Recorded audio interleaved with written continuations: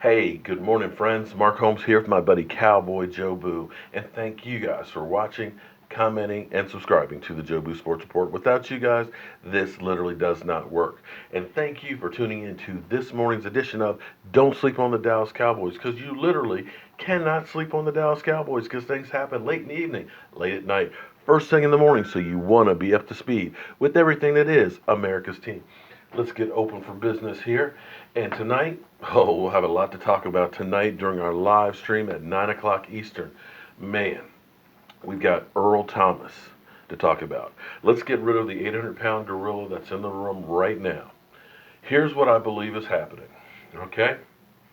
Brian Broaddus went on air and said that he believes that it's not dead yet with the Earl Thomas situation. That the Cowboys have an offer in, they may be talking, negotiating, and so on. And he believes that Earl Thomas will not sit out and pass up that $8.5 million that he has for a salary. One way or the other, something will happen. And I believe that's all that we know. And I believe all the stories that you see, that there are reports out and so on and so forth, all go back to that original report. I don't think there's any other news. It's just everybody else is following on to that, and it's becoming kind of a firestorm. Much like when I had reported from a source that had told me the Cowboys were talking with Seattle, and they had offered Orlando Scandrick. I did a video on that, and all of a sudden people were quoting me, and it started off a firestorm.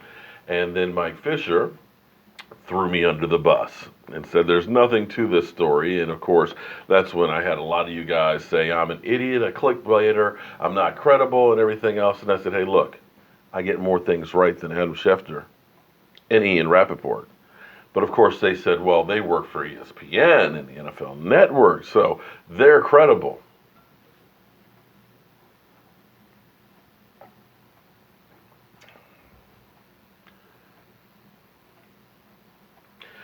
Anyway, here's the deal. And I know a lot of people are like, forget it. He's too much money. You know, you're going to get yourself in cap hell. He's too old. He's aging. He's declining. Well, he declined last year to 88 tackles, 2 interceptions in 14 games, Pro Bowl, and second team All-Pro. He could decline a little bit more and still be better than anything we have on the field. And it's not just about him on the field playing. There's a lot of things that go along with it. A knowledge of the system, because it is going to be a different system than what we've been playing. There's that ring on that finger for motivation. He knows what it's like. He knows the pressure of being there. He knows about running that defense. He can take that knowledge that he has and pass it down to the other guys. Take and become a coach on the field per se. To give you an analogy, what it's like, it was like the difference of having a Tony Romo whispering in Dak Prescott's ear. Yeah, the coaches can see a lot of stuff, but the guy who's been there battling, week after week, putting his body on the line, he can teach you a lot more sometimes than what that coach can. He can see things in real time and kind of say, hey, bro, that's what they're doing, man. Cheat in a little bit, keep your eyes in the backfield, whatever it is. These are intangibles that you can't measure. Now, we'll have to wait and see if anything comes of that. Also, too, we should be getting close to the time that we hear about Randy Gregory. To my belief, it was May 16th that the paperwork went into the NFL. It's supposed to be 60 days. Today's the 9th.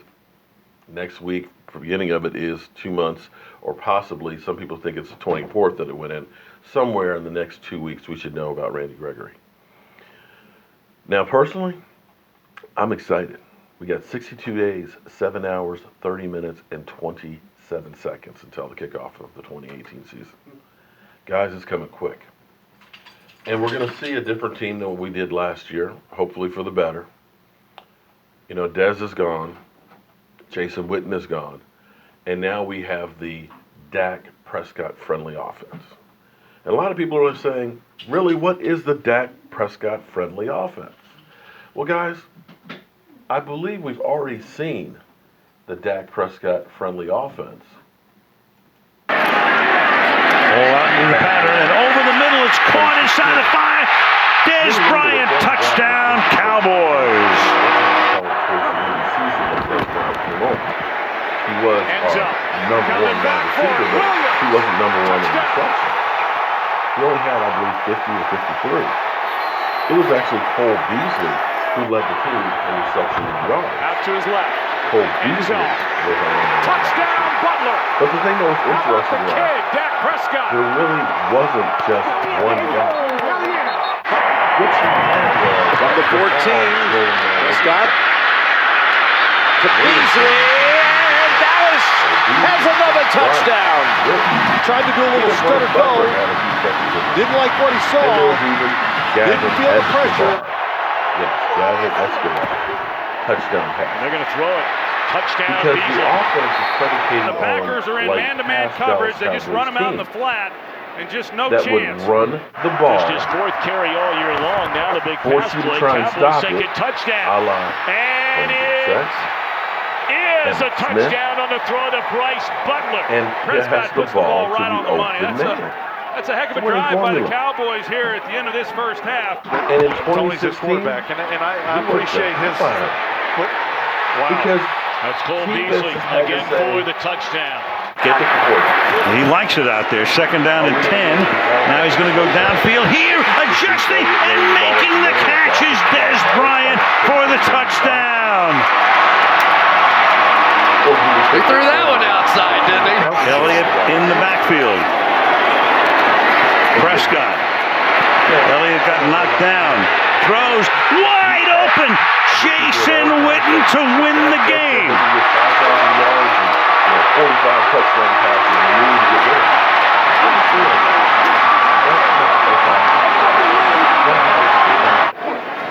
What we are designed to do Prescott throws to a wide is open control Witten. the He will clock, tiptoe into the end zone. A touchdown for the Dallas You Cowboys. get drives that You are have the 7, matchup 8, with 9-minute Holmes on drives. You're going to turn the other team more into a one-dimensional team. Coverage. Is it zone? Is it man? Where am I supposed to drop? But that's trying to hurry up and score because they're worrying about the clock running out. Early in the game. Passing backfield alongside Prescott, which means that small defensive line that you have, escaping Williams those in the corner, and that's a touchdown for the Cowboys. Playing defensive tackle that are fast. No return. You turn those dogs loose against the other team. You get more sacks. You hopefully get more turnovers because they're having to hurry up and move the ball. Catch of this season. Dak is going to trust his offensive line to and allow you're this keeping play those fake guys to develop fresh. with the pulling guard. So imagine a late little sneak out, being design play. one-dimensional. Never was that ball intended to go to Witten. It was always going to Escobar, wide open. As the Cowboys have 2nd and 18. Setting up a screen for Elliott with blocking. Huge play. Elliott Gregory into Steeler territory. Down the sideline. And in for the touchdown, no flags. Stealing it. They're going to go out and they're going to get some. And the Cowboys have their season-long play of 83 yards. Well, I mean, you talked about it earlier as far as a run game for a rookie quarterback. I mean, how about when you come out backed up, Zeke Elliott doesn't go to and the you're house. able to throw a screen pass. I got to worry about Alan Kearns over here who's fast as to be and can blow past my cornerback, and then I'm going to have to cover him. Or maybe it's a Cole Beasley that's in the slot. This one downfield, pass caught, touchdown Des Bryant. Well, he knows about time for Des Bryant. It's one-on-one man coverage on the rookie with Artie Burns and some contact down the field, but Prescott with pressure. At the same time. I can't stop the inside linebacker blitz, and Prescott able to move just enough to his left and really throw a perfect ball. And moving pocket. Prescott throws. Caught for the touchdown. Cole Beasley sneaks in. The personal foul on the hit right at the end of the throw by Prescott.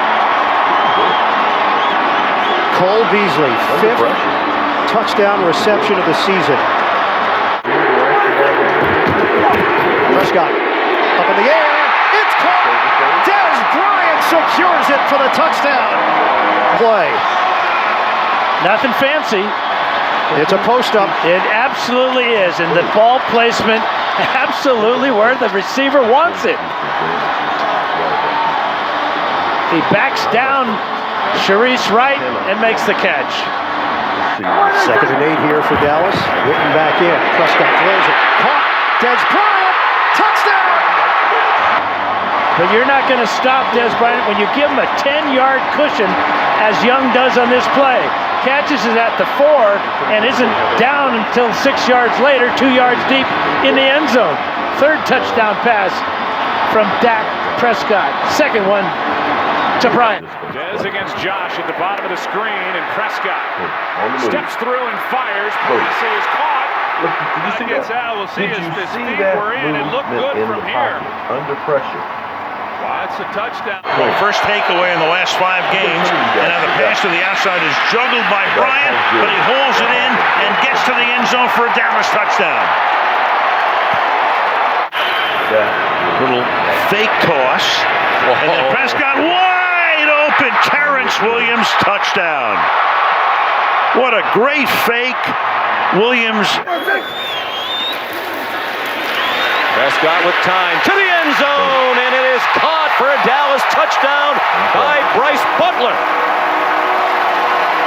He recognizes an obvious 2-deep zone defense. He gets the Cowboys in the proper play. The Cowboy pass protection is stellar, and they shred him. Butler right down the seam,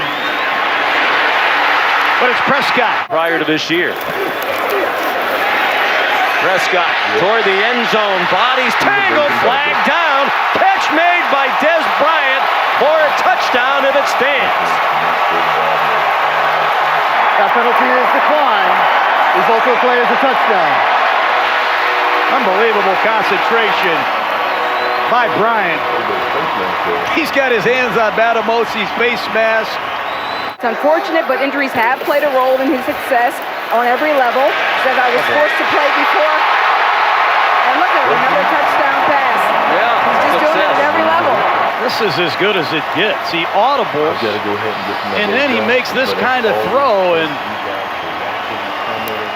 this is very uncommon for any rookie. I cannot wait for this season to get here. Hope you guys have a great day. And be sure to tune in tonight at 9 o'clock Eastern for our live stream. You never know who's going to stop by between. Did you ever wonder if this is as good as life gets? You ever wonder how someone else gets ahead? Why life seems to go easier for them and the money comes in and they live in the fancy houses. Listen, I'm blessed to live in the house of my dreams.